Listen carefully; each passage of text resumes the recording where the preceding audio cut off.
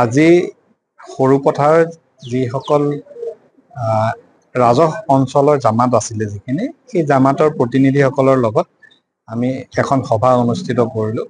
খুব সৌহাৰ্দ্যপূৰ্ণভাৱে এই সভাখন শেষ হৈছে।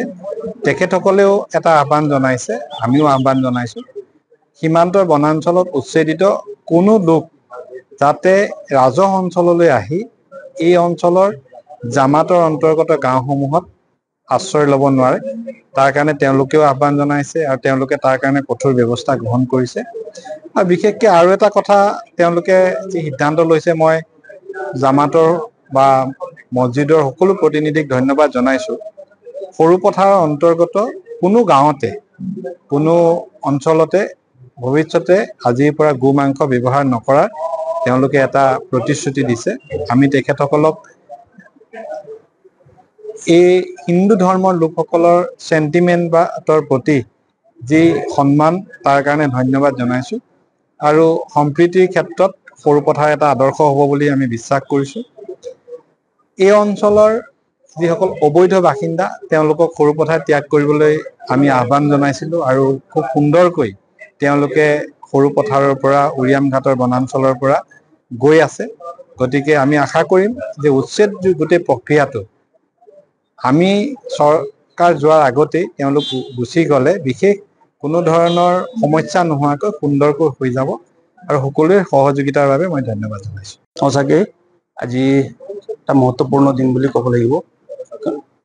আজি আমাৰ সৰুপথাৰ সমষ্টিৰ বিধায়ক মহোদয়ে যিটো পদক্ষেপ লৈ আজি ধনশিৰিৰ যিসকল খিলঞ্জীয়া সমাজৰ বিষয়ববীয়াক আজি সৰুপথাৰ চাউথ উন্নয়ন ব্লক খণ্ডৰ প্ৰেক্ষাগৃহত আনি পেলাই কি সৌহাৰ্দ্যপূৰ্ণ আলোচনা কৰিলে, তাত নিশ্চয় আমি আনন্দিত হৈছোঁ।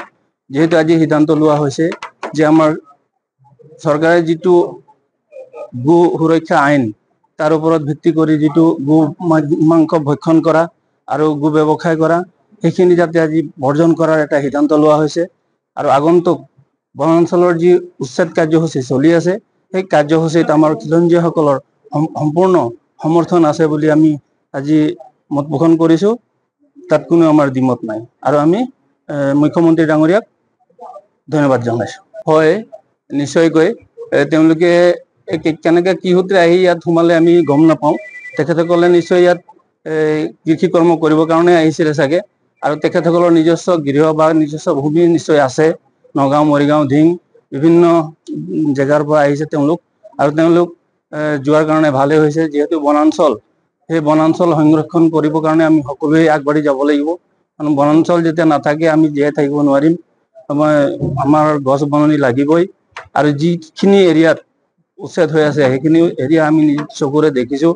আৰু পূৰ্বতে বহুতো বনাঞ্চল আছিলে, পুলি বাগান আছিলে, সেই পুলি বাগানখিনি তেওঁলোকে গছ কাটি মেলি তেওঁলোকে কৃষি ভূমি বনাইছিলে।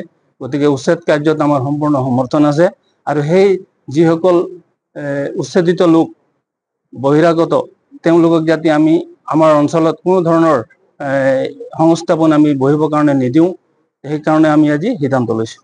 আমাৰ ধনশিৰি ভিত্তিত উৰিয়াম ঘাট, ইকৰাণী, নাওজান, সৰুপথাৰ, বৰপথাৰ বিভিন্ন অঞ্চলত আমাৰ সৰুপথাৰ সমজিলাৰ অন্তৰ্গত যিখিনি আঞ্চলিক সমিতি আছে, সমূহ আঞ্চলিক সমিতিৰ বিষয়ববীয়া আজি উপস্থিত আছে। মছজিদ সমিতিৰ সমূহ বিষয়ববীয়া আজি উপস্থিত আছে। আৰু সকলোৱে একেমুখে আজি মুখ্যমন্ত্ৰী ডাঙৰীয়াক ধন্যবাদ জনাইছে।